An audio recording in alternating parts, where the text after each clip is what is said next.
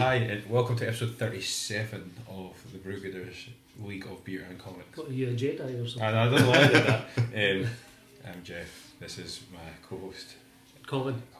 and we have a special guest. This is James, but not, as you can see from, he's not the James that we also have another James. So. I'm new and I don't know if I'm improved. But There's lots of Jimmy's in Scotland. Yeah. That remains to be seen. And yeah, we're going to be reviewing beers and comics and chatting about other kind of nonsense. Our beers this week, and Colin was just making fun of me. We have 4 beers technically. So we have I got this. This is Stewart Brewing's effort for whatever the most recent Scottish holiday that we just had. That's name's escaped me. It wasn't St Andrews. No, it was the other one. Burns. Burns. Yeah, I always get like the order. Right, so this was their made for Burns event called Not Your Buddy Guy, which is a beautiful reference to South Park. And we've also I'm got not your friend, buddy. I'm not your buddy guy. And then we've got Paradise City, which I've reviewed before, but I wanted to see what everyone else thought. So this is by Tiny Rebel as part of their 8th birthday, and this one I've not had, which is Holy Hand Grenade, which is also by Tiny Rebel. And because of the way that the 8th birthday celebrations for Tiny Rebel happened, you can mix these two to make a 4th beer of the 3 that are here. And there you go. Is that a thing? I think that's cheating. That was surely. the thing. That was the thing. So the whole thing about the 8th birthday was that they had 8 new beers, but then you could pair them off into 4 specific combinations and then mix them into that. Yeah, I did know that, but I just find it a bit odd. Yeah, well, so we're going to try that. They are 2 small cans, and there are 3 of us, so it's going to be difficult. So is that basically them saying buy 2 get another one free? Technically, but then you're buying 2 and get. How does that work? What's the maths involved in that? Colin, you know one that knows maths, right? I know maths, and it doesn't work. I think it's -1. Is it negative 1?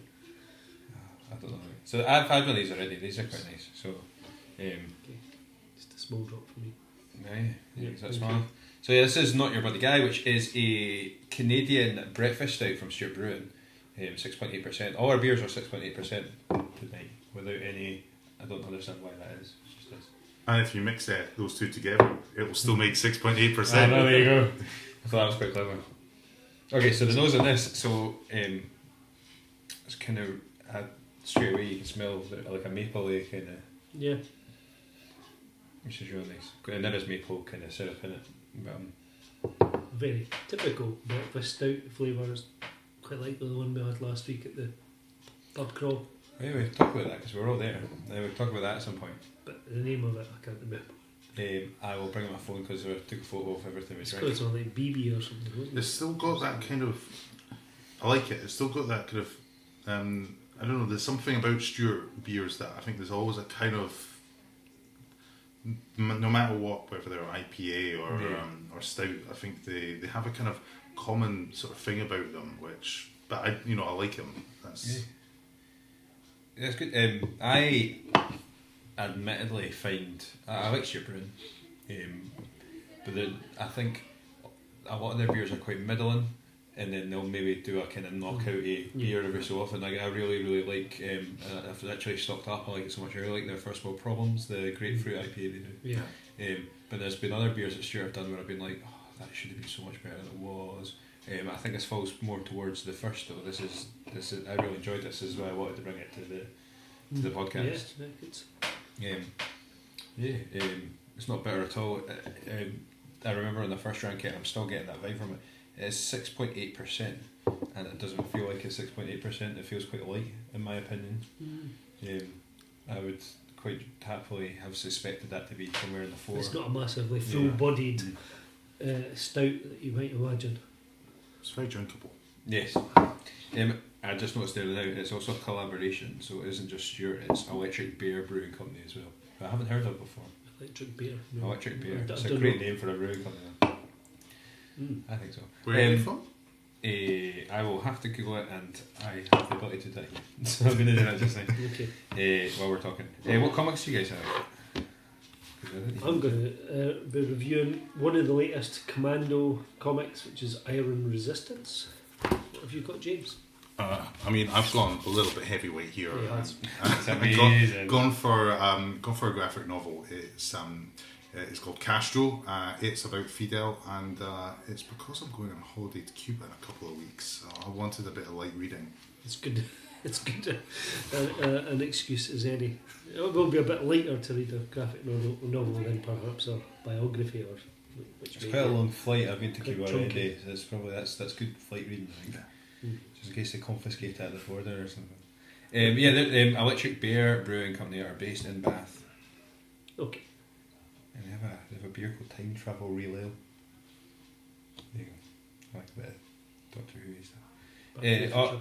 Yeah, absolutely. My comic, once I can bring it back up to show people, is called Belial. We had a wee debate over how it's pronounced earlier, but it is I can't If you even can find it. I can find it. It was sent to me, so we get a lot of our. I'm really rubbish. It's what he's trying to Oh, say. I've got it Is here. a lot of fans send us copies of their comic to review, and Yes. we've been getting a lot of digital PDFs, and that's what Belial is. Thank you. So yeah, Belial, created by Shaun Barbour and Chuck Pinu. It was Chuck that I've been chatting to, and it was Chuck that sent it along. Pinot. I would personally pronounce that way, but it might be different. Actually, I'll message Chuck and you can tell me. Let's have a look. That's got to be Pinot. That's the way you pronounce that in French, at least. Okay, so what I'm gonna do, because I've got this cool feature on the editing software that I really like to mess around with putting words on the screen. I'm actually going to message Chuck and have it play at the bottom of the screen as we're having this conversation with its pronunciation. So Belial, which is comes from Bonfire Press, which I think is Shaun Barbour and Chuck's comic publishing agency. It's good. So yeah, I'll talk about that as well. Who wants to go first with their comic? Why not? Yeah, okay, I'll go first then. So my review this week is Iron Resistance. So this is one of this fortnight's Commando comics, so published by DC Thompson here in Scotland. What's this about? Well, it is about the French resistance, or the Resistance Faire, as it would be in French. So during World War II, there were various resistance groups, and one of them was significantly made up of former railway workers. So that's where the term comes from, the Iron Resistance. So this is a little story which came out as part of the celebrations of International Women's Day. So last week, the 4 Commando comics that came out that week were all written by women. 2 of them were older comics from like the 60s and 70s, and there were 2 brand new ones, and this is one of the brand new ones. So this is written by Hailey Austin, who's I think written one other comic before for Commando. I have a feeling that she also did one about trains the last time as well, but I'm not entirely sure. Okay. I think she did do one about trains, a train crash. So this follows a character called Michelle Peel, who's living in Paris, which is obviously under German occupation at the time, and she's kind of doing very low level resistance stuff, just taking flyers and bill posting and that kind of thing. But she wants to get more involved, and she gets in a little bit deeper than she expected, and she's sent on a mission to go and see this scientist who's secretly making bombs or making explosives, and then they then get sent on a further mission to take those explosives and blow up a railway line, and she's a bit clumsy, and things don't quite go as well as they perhaps they should, but hopefully by the end of it everything works out well for her and her comrades in the resistance. So quite an interesting little story. It's great to see some lead female characters, because that doesn't happen very often, being World War II. And it is a bit of a theme that crops up every now and again, that they'll bring out a few books. There was one I think a year or two ago about which was loosely based on a real Soviet sniper. Yeah. A lady who was had as many kills as any of the other male snipers. Oh, wow. So they made a book loosely based on that. And we certainly know from real life that there were a lot of women in the resistance in France at the time. So yeah, good wee modern take on that kind of story. So go and check it out. It's in W.H. Smith just now. There's a lot of the Commando stuff. Obviously, it's all of it set in the war, and I know, particularly in World War II. Are they always fictional events that take part They in are real? always fictional, but based on real places. So like, Some not always real places. Sometimes fictional places, but so like a lot of the fictional writers I characters taking think part in real will events. learn up. Yeah. So there could be a D-Day. There's dozens and dozens of D-Day stories, but they'll all be fictional stories. Yeah. So you'll have a group of whatever Canadian troops landing at a fictional beach. It won't be Omaha or any of those beaches. There'll maybe be a fictional. Trudeau, the Canadians. Yeah, well, you could be right. D-Day is not my area at all. So why is that? So is it just because it's a respect thing, and they just not wanting to tarnish the character? It's just what it is. It's always been from the outset. It was going to be fiction. Yeah, okay. And I suppose it came out of the boys' adventure comics of the 50s and 60s, because Commando's been going since 1961. Yeah. So it'll be 60 years old next year, which is quite amazing. Expecting there's going to be kind of some celebrations. 50th anniversary celebrations coming there. I mean, I think it's really positive that in doing this for International Women's Day, coming in with kind of strong female lead characters as well is definitely a good thing.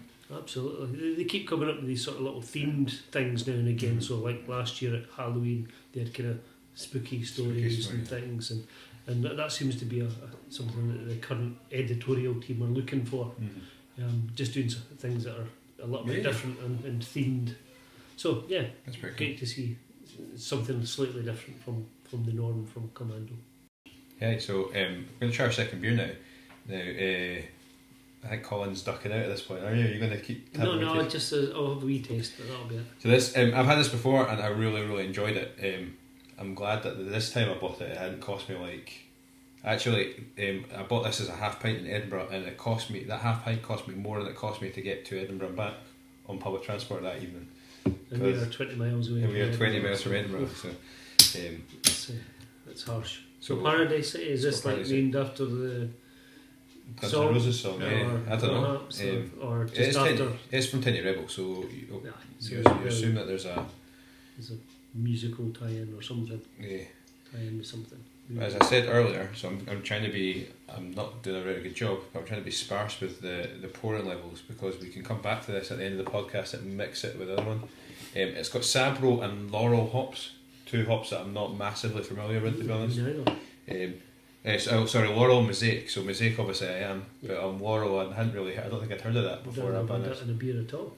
It has a fairly tropical smell to it, doesn't it? Mm-hmm. We had a beer like this on Friday that I was really super digging. Oh yeah. Yeah, it reminds me of that. That's quite similar. I think I said that at the night when we were in the pub crawl as well. I said, this reminds me of Paradise City that Sure does. It's tropical, but it's also really creamy. It's that tropical smell, but there's a creaminess and a bitterness in the taste that I really like. It is what kind of beer is it? Do they describe it as? It's a NIPA. It's very similar to a few beers I've had. That one, certainly that we had last Friday. Yeah. I'm not going to lie. I prefer that one that we had on the Friday. But I've had something else that's like this. I'm going to look up that just now. We had a beer on Friday, at our pub crawl that was one of the more expensive beers I've got a picture of them. Have you got them there? It's probably easier for you to find. From the picture. It was from a brewery that I had heard about, but I think it was an American brewer. Yeah. So we often talk on the show about what constitutes price, what standard behaviour. Standard behaviour. Who was that made by though? don't have the name. Yeah, that's what we're. I really enjoyed that. That was probably Yeah, it was the breakfast stout that we had was the Big Breakfast from 71 Brewing. Yeah, that's right. And whoever the other was, the collaborator. BB, what's that? Don't know. It was quite It was strong. It was quite strong beer, wasn't it? Yeah. It didn't taste it though, I have to say. I didn't think it tasted like it was 8.5. I mean, that's what, 6.8, so... Yeah, standard behaviour was by Barrier Brewing. That was 7.3. It wasn't... but yeah, I think it's getting... Barrier Brewing, I believe, are actually... they're from Oceanside, New York. So... right, that's right. Yeah, the can was quite expensive. Yeah. Mm-hmm. And we were like, oh, why is that so expensive? It's not overly alcoholic, but and I googled it, and it's from New York. I imagine import costs factor in quite a lot into the prices of beers. I really enjoyed it though. If I had £8.70 to spend on beer, on one can of beer, I would buy that more often.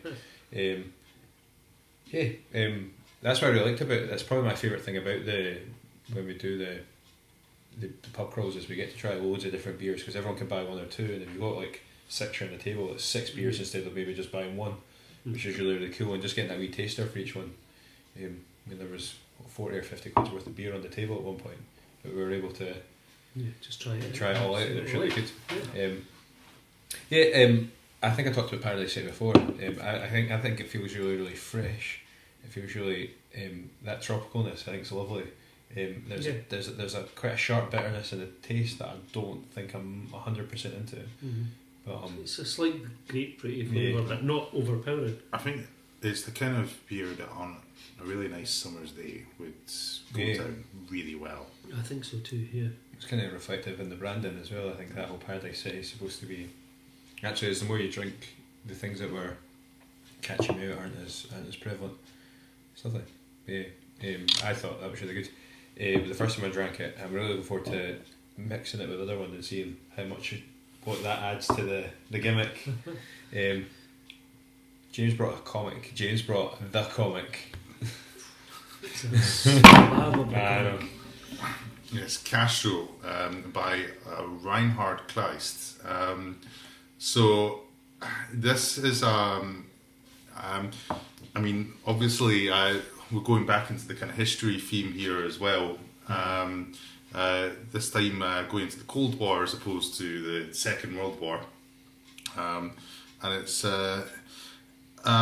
quite interesting. It's so it's about Castro, but it's actually not really focusing too much on Castro. Which is the nice thing. It's actually it's sort of coming from the view of a German journalist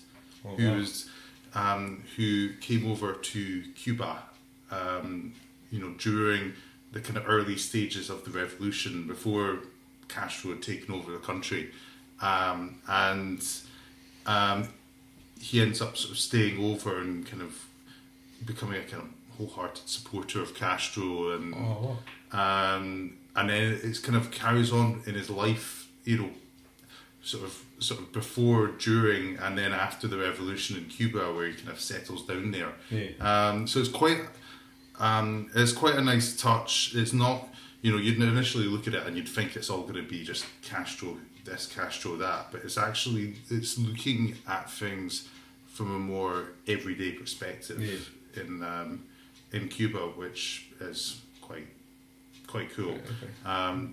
I've selected this today because I actually purchased it a while ago, but haven't really got around to reading it. And then I booked a holiday to Cuba. So this is sort of my research into Cuban history. It'd be an interesting take on it.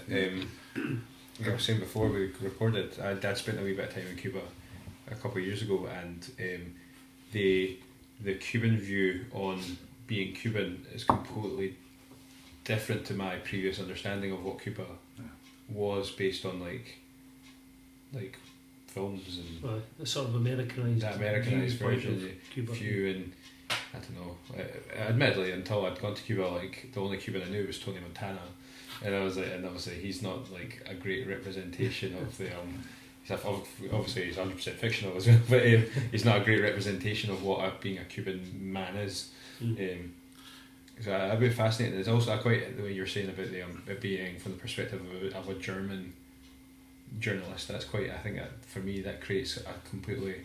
So you're saying like the Cuban Revolution was the turn of the '60s, like early '60s, wasn't it? Yeah. So I'm trying to think where a German journalist would be coming from in that part of his life as well. That's quite fascinating, you know. The Second World War would be living memory and all that kind of stuff. So. I mean, I've got to admit, the other part of me is, I mean, I did history at university and I mostly focused on Cold War history, so this is obviously right up my street. But honestly, it's at times, I mean, you know, kind of looking at it, sometimes it's quite emotional at times as well, which, and I think, you know, particularly, you know, Cuba has gone through a fairly troubled history, and I'm not just meaning the Castro period, but actually before Castro, you know, it was a fairly unpleasant dictatorship there. There was a lot of mafia involvement, and so there was certainly a lot of difficulties there. So I mean, and this book, this graphic novel reflects that as well, and it just goes. I thought it was good. Does it cover much of the other kind of time? I learned about this quite a lot in Cuba. So obviously there was a lot of issues on probably every front in Cuba, and I'm probably putting that quite lightly, in the sort of early 80s, so through to like the fall of the Soviet Union. There was that sort of and it is the period that Scarface is set, because it's always like all the in order to sort of escape economic crisis, you know, crack cash allow people to leave the country. There is it goes into that, so there's it has that kind of almost that kind of brief overview of, it almost acts like a brief overview of Cuban history from the 50s in the sort of ensuing decades, and you know it has, you know, it's not just one period of this, you know, the protagonist's life that's kind of covered in this, which I think is quite, you know, because it could just focus on the revolution or, you know, this or that, but actually it covers quite a wide range, and you kind of see how things evolved, I think, in Cuba. Yeah, amazing. That sounds really, really good. I've got interested, as you mentioned one name. Is it one person that did the whole thing, did the writing and the artwork? I mean, I don't see any other names attached to this. There's just Reinhard Kleist on the front. It does look like it. He was a writer. Is that there? Saying, don't know who did the art. Well, that's his winner. So, if it's the forward by Castro, or did that? No, there's in the hammock with Fidel Castro. I thought it was like a pleasant. Yeah. Self-made. I don't even know the publisher. Self-made hero, it's a fairly well-known publisher, and biography type stuff's quite popular. They do lots of different stuff, but a few biography books from them. They always tend to be quite weighty tomes as well. I think they like their big books at Self-made Hero. Yeah, okay, interesting.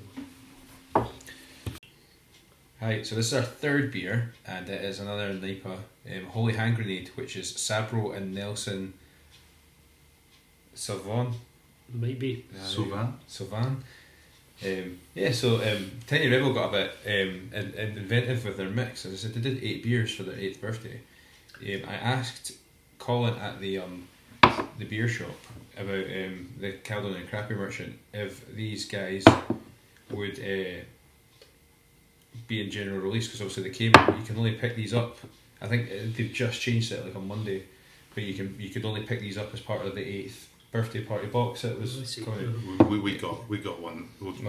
My wife, there's a bit you can colour in the middle, and they've got crayons, was it? So she got it to colour in, and then I'm obviously enjoying the beers. Yeah, I'd said to Colin I was a bit anxious to take the beers out because I just love their display, but then he was saying actually they do tend to release them, so actually if you keep the box you can just keep putting the cans back in. So That's got a really weird musky kind of. There's a lot of similarities with the previous beer, Yeah. but not as grapefruity. A bit creamier. Mm. I'm trying to put my What's coming through in that? yeah, I'm trying to put my I don't know. finger on it. So I don't recognise the hops, which is probably the answer. It's the same, Still slightly tropically Mm. kind of. and that must be part of the process they're trying to, because obviously this beer should mix well with, this should mix with Paradise City for your third kind of beer, which has got its own wee name, which I'll need to dig out. But I prefer that to Paradise City, I think. I'm the other way round. Yeah, I Oh, like okay. the stronger grapefruit of the Paradise City. There's something weird going on there. I used the word musk. I don't think that's appropriate, but it's kind of like an overpowering, quite prevalent like tone to it. That's really quite. Actually, good. It's nice to see what that is. Because Nelson Sauvin or Sauvin isn't something I've ever heard of. I assume that's another hop. No, I get what you mean, but I think that's why I prefer the Paradise City. Okay. Yeah. Cool. Yeah. I just like the concept as well. I'm a sucker for gimmicks, and I probably use the word gimmick more than Colin does. Like, I use the word gimmick. I use the word gimmick all the time. And that comes. So we were talking very briefly about my time as a wrestler earlier. That's a total like that's a running It's a joke. major Yeah. part of it, It's isn't a it? running joke in the amongst the group as well. Is that you overuse the word gimmick, so you'll ask people what their gimmick is, or as a standard. Like, so when you meet a new wrestler, you're like, "Hi, wait, what's your gimmick?" And they'll be like, "Oh, I'm a clown, or I'm a badass redneck from Texas," and all that sort of stuff. And but then you start like everything's got a gimmick, and like you'll be out and I'll be out with Claire, and I'm like, "Oh, that's an interesting gimmick," and Claire's like, "It's not a gimmick, it's an advert for a film." You know. I guess my comic of the week was written by Chuck and Shaun. I'm doing that thing again where I talk to cover the fact that I forgot how to use my tablet again. I know where I'm going, it's fine. So written by Shaun Barbour and Chuck. Pino. It's called Belial, which is a horror comedy comic, and they brought that out through Bonfire Press, which I think they run, which is really cool. It is so Belial was the creator of Hell, and I believe that's biblically accurate as well. I think I'll need to double check. As an RE teacher, I should probably know that. That's really Sounds kind of fundamental. Yeah, I probably shouldn't. really important stuff. Is it though? Like, because I could tell you that hell, like there's the suggestion that hell isn't real, and well not any more real than. I'll start again, so I don't offend anybody. There is a suggestion that when people have talked about hell and places like that in the Bible, it's references to specific locations on Earth that weren't very nice, and during the time of writing biblical texts, like Ballingry. a bit like that, but wherever the Jerusalem equivalent to Ballingry is. I'm trying really hard not to offend people, and like you're just like, why don't we just pick a random suburb of No, it wasn't random. No, it was Colin, targeted. Colin, if I told you I was from Ballingry, I'm not really. I would say, where did you get that accent? So, but Belial is the creator of Hell, in that he actually he's the architect and the builder of its structures. He may also have founded Ballingry. He may also found Ballingry. It wouldn't surprise me. It started off as Belialingry. He used to aesthetically, you can see similarities within the two just by reading the comic. But Belial, he's the architect for Hell. However, when Lucifer was banished there by God, Lucifer then became the runner, Satan, and became the guy in charge of Hell. So Belial was kind of demoted and tossed aside, and now all he owns is a bar. So he sits in this bar and just gets minging all the time because he's down on his luck. He's overweight now. You know, he wears like heavy metal t-shirts and a bit of his belly pops out and stuff. His former lieutenant is now the chief barman at the pub, and he's just very unhappy, and really surly about his predicament, and kind of believes that hell is now not very, you know, it's not as bad as it used to be, which for him is a bad thing because he wants it to be a place of horror and eternal misery, and actually Lucifer's running it more like a business, and it's not. I see. So he is raging, and so he's now decided that he wants to overflow Lucifer and take over hell again. In order to do this, he needs to build up a bit of momentum, which means he needs to take on the four horsemen. So in this issue, he goes and noises at war, basically. Having decided that war is a bit irrelevant in hell because of the way hell works. Kind of wanders around Earth, noising folk up, and that's kind of the joke being that kind of represents why we have seemingly quite random conflict on Earth all the time, because war is just kind of wandering around causing it as a demon. And so this issue ends. There's 2 issues, I believe, out already. This one got kickstarted quite recently, but this issue ends with Belial forming his idea and challenging war to a fight, and then realising that he's not popular, so war goes off to get an army together. Like, you bring your army, I'll bring my army, and we'll have a big fight at the fairground. Literally, we'll have it at a fairground, which is quite funny. As a war shows up all these demons, and Belial can't get anyone because they're all like, you're gonna get your head kicked in by war, man. He's still it was just really good. I read it, I think, in coming from Central Scotland, I read it in quite a sarcastic Scottish tone in my head, and there were some really funny turns of phrases that but it's my understanding that Shaun and Chuck are American, so possibly they had a really completely different voice in their head when they were putting this together.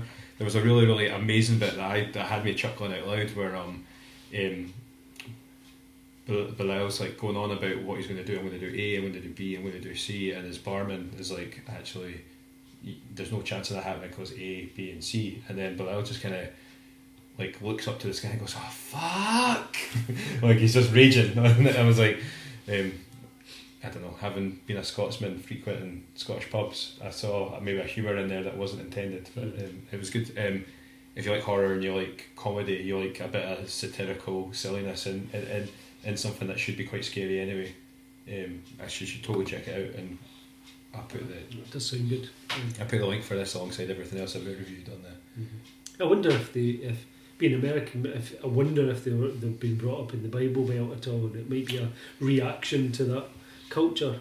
Possibly.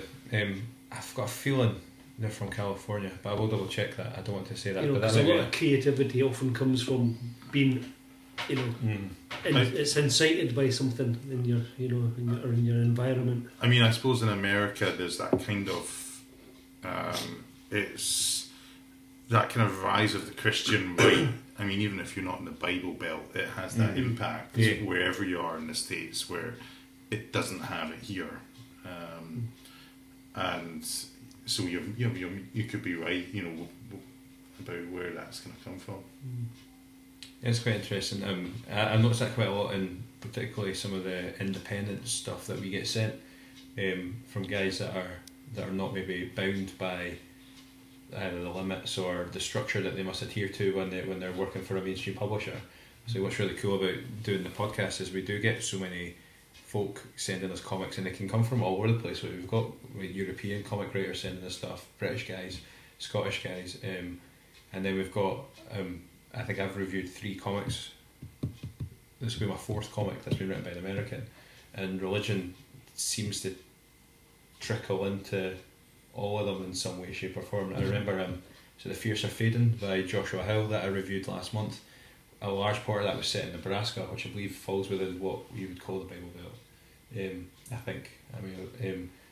But I did feel there was a, particularly towards the end of that comic, there was a whole thing about a sort of televangelist kind of character, kind of a cult leadery character using powers, but like sort of hiding them behind this, religious tones. I can do these things because I can do things like this because I'm imbued by the power of God, when actually his powers were completely man-made.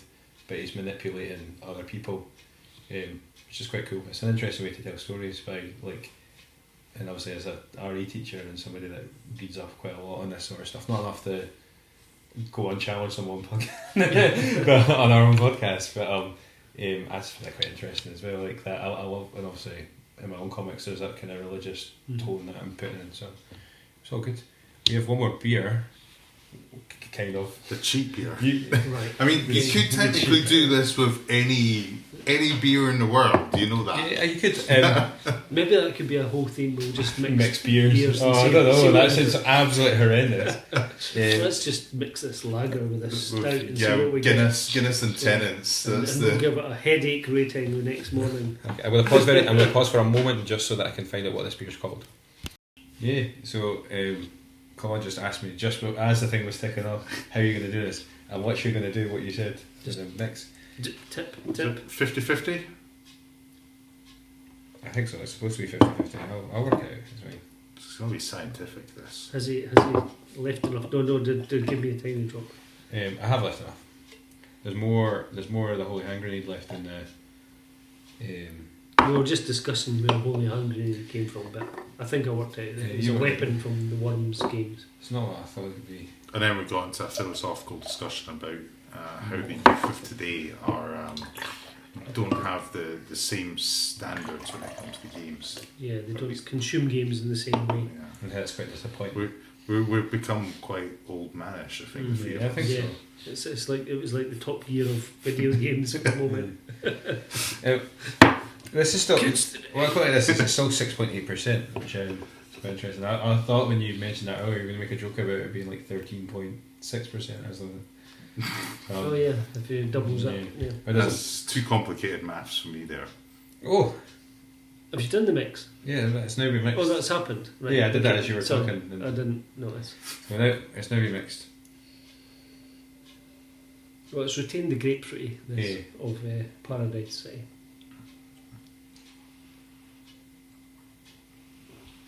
I have a theory, because it is good, right?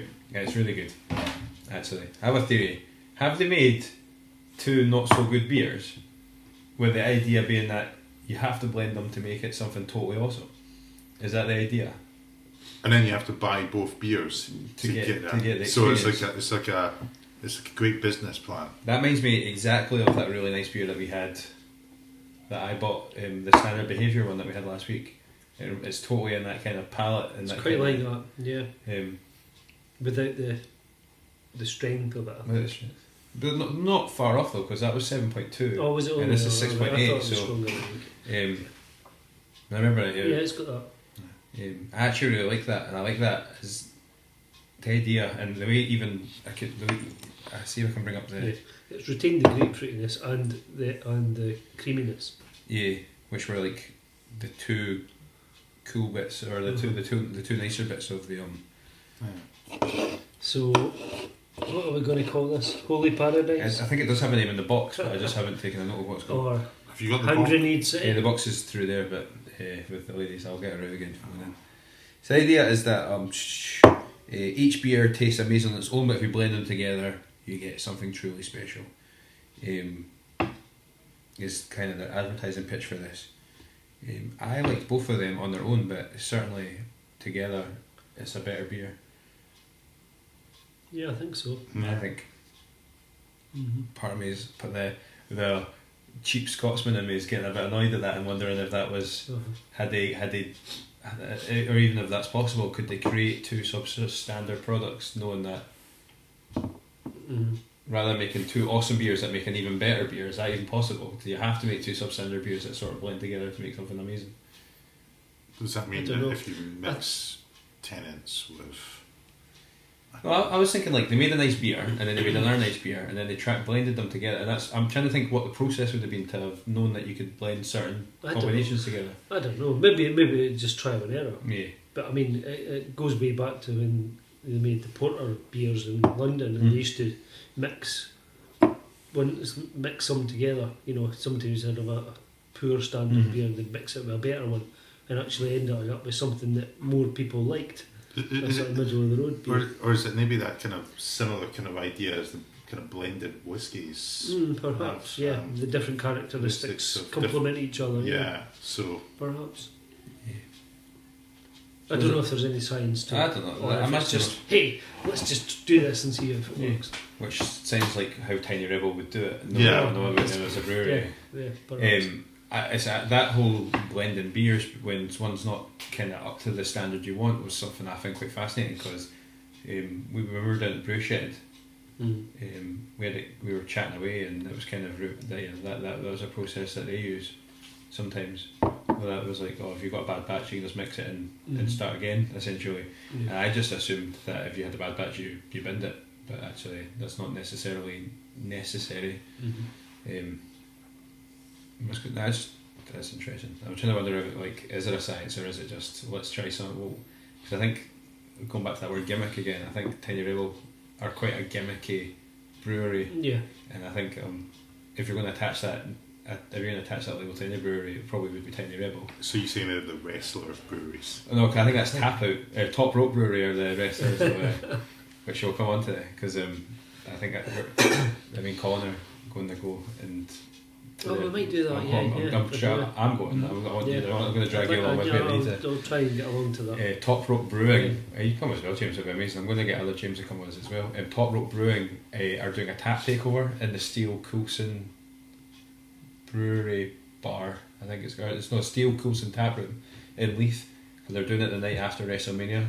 Nice. I'm going to stream WrestleMania, and then this wrestling themed brewery are going to take over all the taps. That sounds fun. That does sound fun. And the entry includes a free glass of beer and a plate of chili. Do we have to go in wrestling outfits? I know, but are you going to go in your wrestling outfit? No, I can't. He's retired now. Oh, come on, he can come back. To get out for the night. I've got our story for after, by the way, and I might put it up later on. But I think he messaged you. I challenged an English wrestling company for gimmick infringement at the weekend. With my tongue firmly in my cheek, and I think I was quite apparent within the way I'd approached it. But the guy was really unhappy, and I actually had to say man, calm down, it's fine, I was just joking. And then he was like, that was the worst joke I've ever heard. And I was, it can't be the worst joke you've ever heard. That's the worst joke you've ever heard, and you've not heard very many jokes. I don't think. It was just that was essentially the whole story that I was going to wait to. You've not introduced him to me. I could tell him a bad joke. I'm sure you could. I could tell him worse jokes. I was just like, oh man, oh dear. I messaged a couple of my wrestling friends that I still speak to. And I was thought they would have more of a sense of humour. I said, you think he'd have more of a sense of humour? And they're like, he's actually an alright guy. He's probably just having a really bad weekend. I'm like, clearly, oops. Okay. Have a beer. Talk about it. So that I'll put up more details about that. It would be cool if folk that listen to the show want to meet up with us because I really like when we do our. What other beer events are coming up? Well, beer events. I was going to say we've got beer and comic stuff coming up. Beer events that we're going to are just beer events. No, just in general. Off the top, there's loads. You should just go on Facebook. When's the Caledonian Craft Beer Merchants? That's the big one. Thing. The 25th of April. I think. It's a Saturday. Last Saturday. So beer festival. Lots of local brewers. I've seen that. And Colin's doing such a great job with that shop. I was going to say the Caledonian Craft Beer Merchant. The glasses are amazing. Have you seen he's got the branded glasses. Branded glasses for the event, which everybody gets to take home when they're finished. Yeah. I love a beer glass.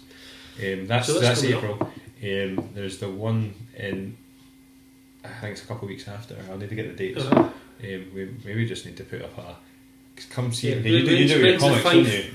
I think that's possibly the week after. Right. There's the Ferry Brewery. Oh, they're doing something. They've got something in. I think in June. They're doing one as well in South Queensferry. So there's loads. We need to make a calendar. And comics events. You've got one coming up this Saturday. Saturday is the British and Commando's Comic Mart swap meet thing in Glasgow. And then there's the big and comic. The Dundee Comic Con is that's this Saturday as well. So it's the new Dundee Comic Con, not D-Con, but it's the Dundee Comic Con, isn't it? It's at the Caird Hall, which is an amazing venue. Yeah. So we'll see how that goes. Shame I can't be in two places. I was kind of torn. I thought I ultimately wanted to go to Glasgow for the day and see you and do another couple. Something else, something that's happening now as we were speaking, or maybe an hour or two ago. was Forbidden Planet in Glasgow are doing small press nights, so they're inviting one or two writers, artists, publishers along to talk about their comics. So it was starting tonight. Yeah. It was just too awkward to get there and do this. There's been a lot of things. So they've got a series planned. Yeah, good. I was going to ask you what was going to be a series. We talked about that as well. When you like so many different comic events and things pass you by, which is kind of regrettable. But we should maybe try and get like a working list of things to look out for. Stoppers Tap have things all the time because they've got obviously running deals with, not running deals, but they've got like a partnership across borders. Brewing, so they often do like a lot of their stuff. They had the International Women's Day event that our friend Emily put on with Beers Without Beers. They did a NIPA for with collaboration with Cross Borders for International Women's Day, which was looked amazing actually. There's loads of other stuff. Off the top of my head, there's the big Glasgow comic meet, not the one that you're doing on Saturday, but there's a big one in the city centre. Oh, the Comic Mart on the 21st, yeah. So yeah, that's not run for a couple of years. That's in the Trades Hall, and it's purely comics event. So traders selling comics. I'm excited about that because we were seeing it. I've been to one of them before. It's a good event, so I think I'll go along to that one. Last time I was there, I got a Green Lantern ring. Actually, it was a Red Lantern. But there you go. Forbidden Planet gave them away. I remember for a wee while, if you spent over like a $5 or something about 10 years ago, I got a pink lantern ring, which was pretty cool. I liked it. Yeah. And I'm trying to think what else is big that I'm looking at. Edinburgh Comic Con's sort of early April. April. I think that's more. Yeah. That's more comic-y than Capital Sci-Fi Con, isn't it? Yeah, we've been. Capital Sci-Fi Con's more because it's more on sci-fi than more props. Is that one? And then you've got the big one at the end of the year. That's like the guest one, isn't it? The one that's like they bring in like. What's that one? The big comic. It's like the big Scottish Comic Con. Scottish Comic Con, yeah. That's so those later on. Those are the three Edinburgh ones. But I might go to Edinburgh Sci-Fi Con next year, and Edinburgh Comic Con next year because I next month because it is it's a good one. I can't go to it. I would have probably had a table at that, but I've got something else. When is the Edinburgh Comic Con? I think it's 12th and 13th. Off the top of my head, I might have whatever that weekend is. Literally just after I get back from here, which means I might be. It's 12th and 13th. I might be a wee bit jet lagged. So that's just in central Scotland, obviously. You should totally check Glasgow out. Comic Con and start of July as well. Yeah. 4th of July, I think it's American Independence Day. So that's one. I'll be there. I've got a table at that. We've got that book festival in June. Oh, so before that, we've got the Chimera Book Sci-Fi Fantasy and Horror Book Festival to go to, which we're going to be tabling at. Yeah. That'll be my first table. I'm quite excited. That's cool. Excited. Well, I can come along like a little fanboy. Yeah, you can get into the Creators Hall for free. It doesn't cost anything. Yeah, my first Comic Con was 4 years ago, just past last week, which was the first Dunfermline Comic Con. It was the first time I'd ever done it. And my book that I was debuting at that con was about William Wallace, and the first customer I got was named William Wallace. He bought a copy of my book, and he's come to see me every year at the Comic Con. Every year he's come back to see me. And I've got a picture of him and his wife and his son dressed as Batman. Oh, amazing. I'm pretty sure I picked up your William Wallace one at that Comic Con. But quite likely, yeah. It was very popular. I picked up. It's our 3-year anniversary today, Colin. I met you 3 years ago today. Really? It came up on my Facebook story. Right. It was Dunfermline Comic Con 3 years ago. I obviously didn't post it on Facebook. I didn't share it because I picked up. Because you were embarrassed that you hadn't got me a present. Is that what you're saying? Right. But I bought was it the big Comic Con? Oh yes, I bought that at Dunfermline Comic Con. Somebody's really unsubtly trying to sneak in. It's just okay. So we'll just wrap up there. Yes, let's wrap up. Yeah. So loads of events. All the comics we reviewed and all the beer we reviewed goes on the list that we always put attached to the podcast show notes, so you can find them if you need to. And also we'll try and put up something later this week that's got like events that you should be interested in, and then if you've got stuff coming up, that sounds good. I think just add it to so awesome. Thank you, James, for joining us. You'll join us again because we're going to make sure you do. Thank you very much. No worries. Cheers.